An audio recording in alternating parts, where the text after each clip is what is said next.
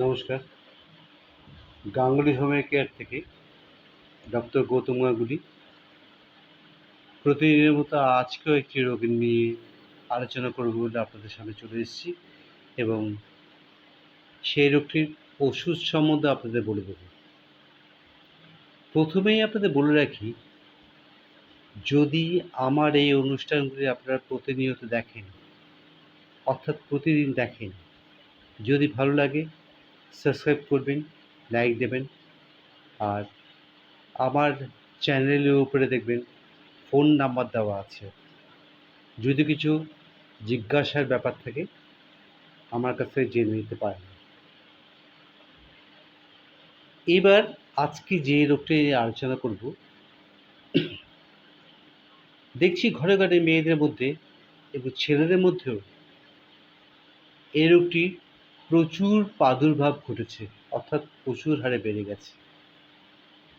রোগটা কি? অ্যানিমিয়া।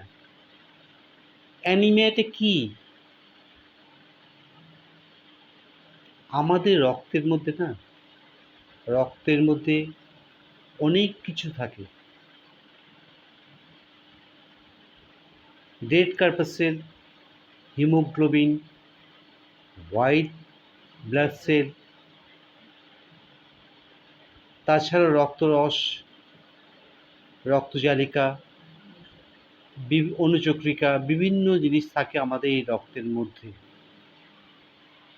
কোনোটার যখন ডেফিসিয়েন্সি হয় না, তখন রক্তটা ডিসব্যালেন্স করে। অনেক সময় রক্তের মধ্যে প্রচণ্ড চর্বি জমে যায়, ভেনগুলির গায়ে চর্বি জমে যায়, তখন রক্তের ফ্লো কমে যায়, তখন ওই চর্বিগুলি গড়াতে হয়। সে প্রসঙ্গে আসছি না। আজকে যে প্রসঙ্গটা আসছি সেটা অ্যানিমিয়া, অর্থাৎ আমাদের রক্তের হিমোগ্লোবিন কমে যাওয়া নিয়ে। কেন হিমোগ্লোবিন কমছে সেটা প্রথমে আমাদের টেস্ট করে দেখে নিতে হবে যে রক্তে হিমোগ্লোবিনের পরিমাণ কত আছে। মাথা ঘুরছে কিনা, মাঝে মাঝে জ্বর আসছে কিনা, মেয়েদের মেনস্ট্রুয়েশন ঠিক হচ্ছে কিনা, সবসময় ক্লান্তি বোধ হচ্ছে কিনা, দুর্বল লাগছে কিনা, হাতের তালু, পায়ের তালু, মাথার তালু জ্বালা করছে কিনা। এগুলো হচ্ছে আমাদের এই রোগটির ফার্স্ট সিমটম, অর্থাৎ অ্যানিমিয়ার সিমটম। আমাদের হোমিওপ্যাথি যেহেতু সিমটমের উপরে ডিপেন্ড করে চিকিৎসা করি আমরা, সেই জন্য সিমটম না জানলে আমাদের ওষুধ দেওয়া খুব টাফ হয়ে দাঁড়ায়। তবু বেসিক নলেজের উপরে আমরা কিছু মেডিসিন দিয়ে থাকি যেগুলোতে অব্যর্থ ফল পাওয়া যায়। আমি এমনও পেশেন্ট দেখেছি যে জিভ সাদা হয়ে গেছে, নখ সাদা হয়ে গেছে, গায়ের রং ফ্যাকাশে হয়ে গেছে, বিন্দুমাত্র রক্ত নেই, হিমোগ্লোবিন নেই। রক্ত নেই বললে ভুল কথা বলা হবে, হিমোগ্লোবিন শূন্যতা শরীর। 1 মাস ওষুধ খেয়ে সে পুনরায় তার জীবনশক্তি ফিরে পেয়েছে। শুনলে অবাক হবেন, তাকে রক্ত দিতে হয়েছিল। আমি বলি কি, খাওয়াটা ভালো করে করুন। কলমি শাক খান, কুলেখাড়া পাতার রস খান। আমি আগেও একটা, মনে আছে আমার একটা সিরিজে বলেছিলাম, আমি কাঁচকলাকে কুচি কুচি করে একটা গ্লাসের মধ্যে 1 গ্লাস জলের মধ্যে ভিজিয়ে রাখবেন, সেই জলটা খাবেন এবং কাঁচকলাটা ফেলে দেবেন। দেখবেন প্রচণ্ড পরিমাণে ব্লাডে হিমোগ্লোবিন বেড়ে যাচ্ছে। তার সঙ্গে তো ওষুধ খেতেই হবে, যেমন ফেরাম আর্স 30, ভেরেডিয়াম 6, এই দুটি ওষুধই 4 ফোঁটা করে, ফেরাম আর্স 30 এবং ভেরেডিয়াম 6, এই দুটি ওষুধই সকালে 4 ফোঁটা করে, বিকেলে 4 ফোঁটা করে, রাত্রে 4 ফোঁটা এবং দুপুরে 4 ফোঁটা করে অর্থাৎ দিনে 4 বার করে খাবেন। ফেরাম আর্স 30 আর ভেনেডিয়াম 6, এই দুটো ওষুধ মনে করে সকাল বিকেল দুপুর রাত্রি 4 বার দিনে খাবেন। 1 চামচ জলের সঙ্গে 4 ফোঁটা করে মিশিয়ে দেখবেন রক্তের হিমোগ্লোবিন হু হু করে বাড়ছে।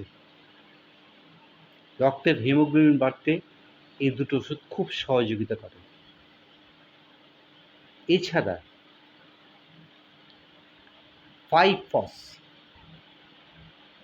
5-ফস-এর 4টে করে ট্যাবলেট দিনে 3 বার খাবেন। কি বললাম? 5-ফস 4টে করে ট্যাবলেট দিনে 3 বার খাবেন। আর SBL এর, আমি পার্টিকুলার নামটা বলে দিচ্ছি, SBL এর অ্যালফালফা টনিক কিনবেন।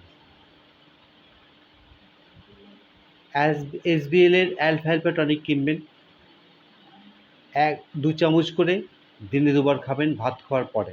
অথবা আলফা কিনবেন, আলফা মাদার কিনবেন, বা আলফা মাদার কিনবেন 10 ফোঁটা করে বা 10 থেকে 20 ফোঁটা দুপুর এবং রাত্রেবেলা ভাত খাওয়ার পরে খাবেন। অ্যালফালফা মাদার এবং চায়না মাদার অসাধারণ ওষুধ। অ্যালফালফা মাদার, চায়না মাদার। অ্যালফালফা মাদার 20 ফোঁটা, চায়না মাদার 20 ফোঁটা দুপুরে ভাত খাওয়ার পর, রাত্রেবেলা ভাত খাওয়ার পর 1/2 কাপ জলের সঙ্গে মিশিয়ে খেয়ে নেবেন। দেখবেন ব্লাডের হিমোগ্লোবিন হু হু করে বাড়ছে। আপনি অ্যানিমিয়া থেকে দূরে সরে যাচ্ছেন ক্রমশ। আপনার শরীর আস্তে আস্তে ভালো হচ্ছে।